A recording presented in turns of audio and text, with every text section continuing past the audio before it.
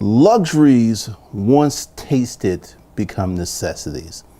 I heard this expression many years ago working in the emergency room. Dr. Tim Troyer uttered it, and I have found it to be very true. Once you get some luxuries in your life, once you taste some luxuries, they become necessities.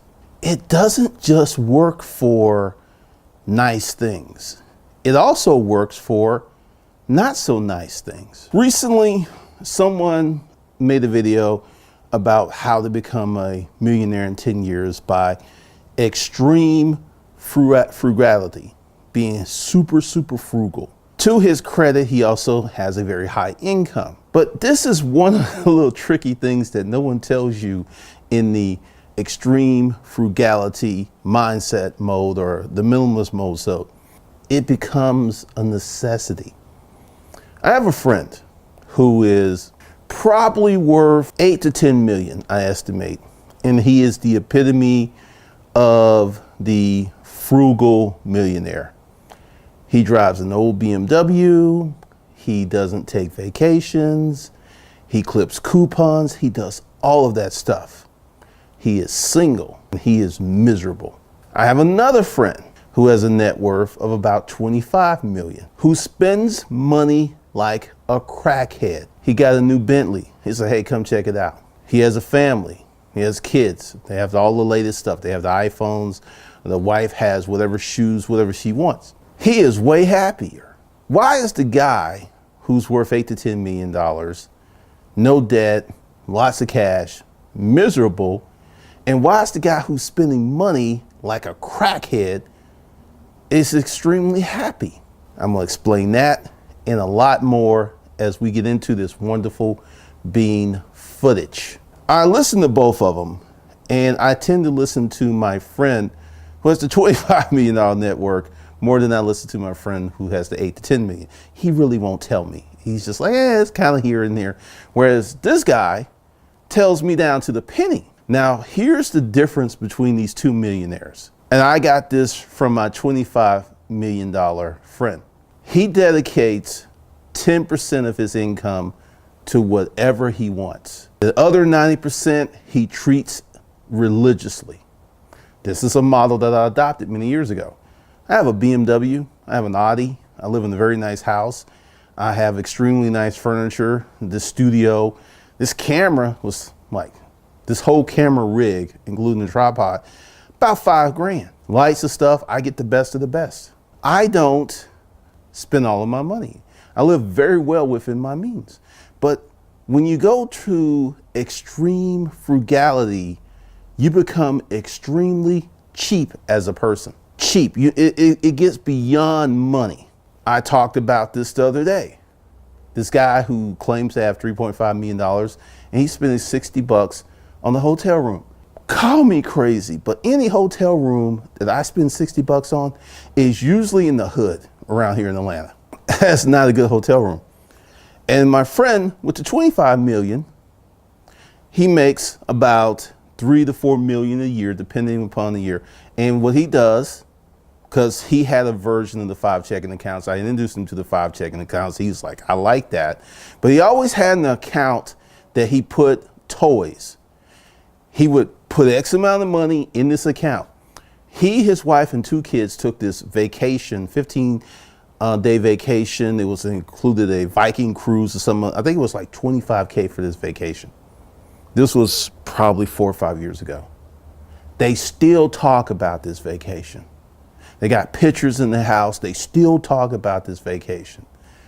My friend, 8 to 10 million, he goes to excursions and stuff. He always goes discount, but he ain't happy. And my friend with the 8 to 10 million, he can't keep a relationship. My friend who's worth 25 million, his wife loves him passionately.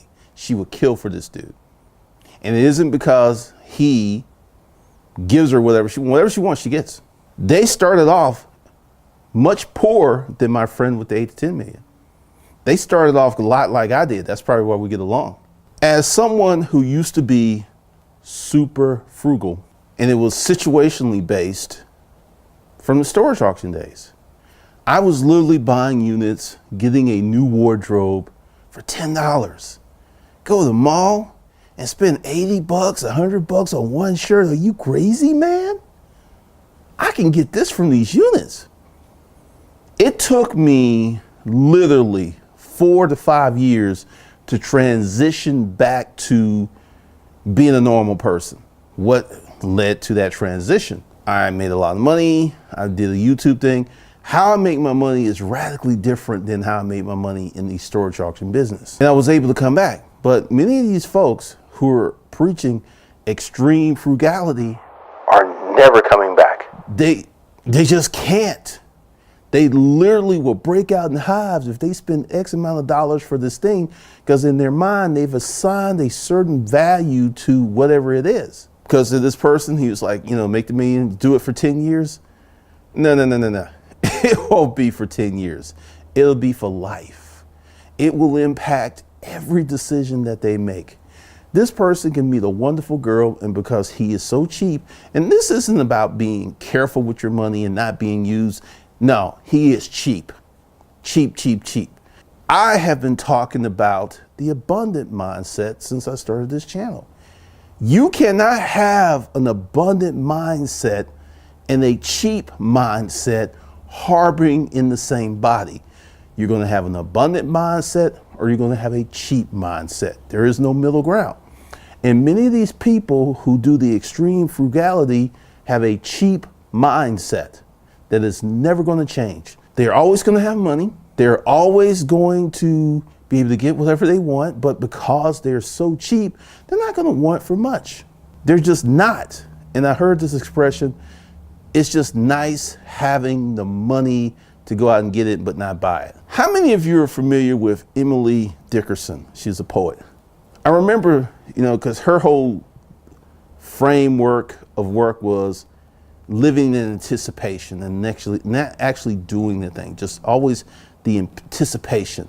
Like, I could get a Ferrari, but I'm not, because that's just impractical. One of the things that I've carved in is an impractical side. If I want it, I'm going to get it, but I'm not going to hurt myself to get it. I'm not going to get it on credit. That's a big difference.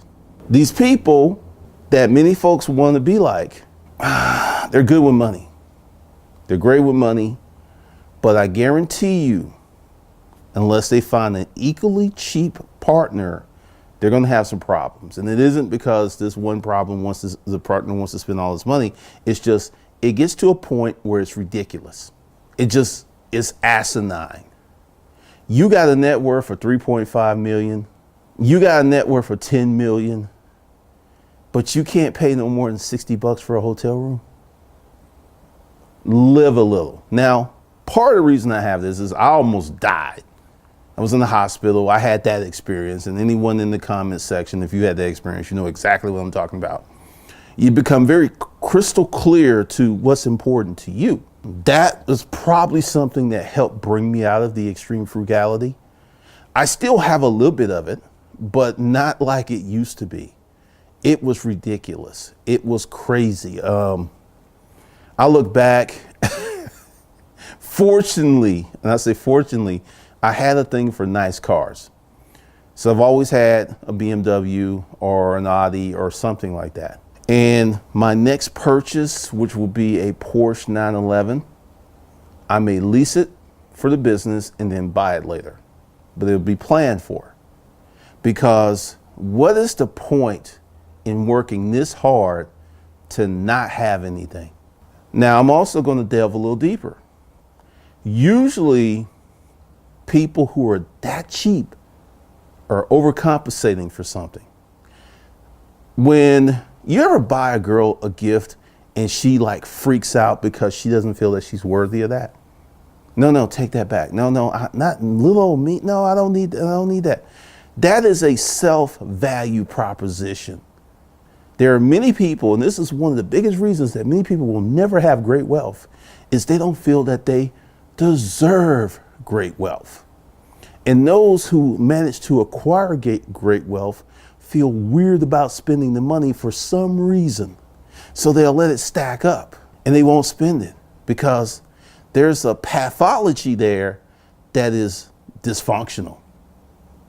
If you got a net worth of 10 million and you take one or two $10,000 vacations per year for 20 years, that's not going to do anything to your net worth.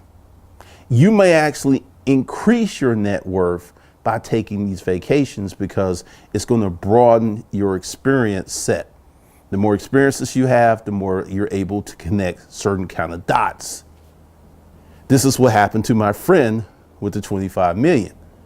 He went to Italy, found some stuff, and this was before, he's been a millionaire a long time, but his latest company came from a trip he went to in Italy, where he was spending money. He was like, enjoy yourselves. We're going to eat like we want to eat. We're going to drink. And then he met someone. They were making a product. They formed a partnership. And he makes more money because he wasn't cheap.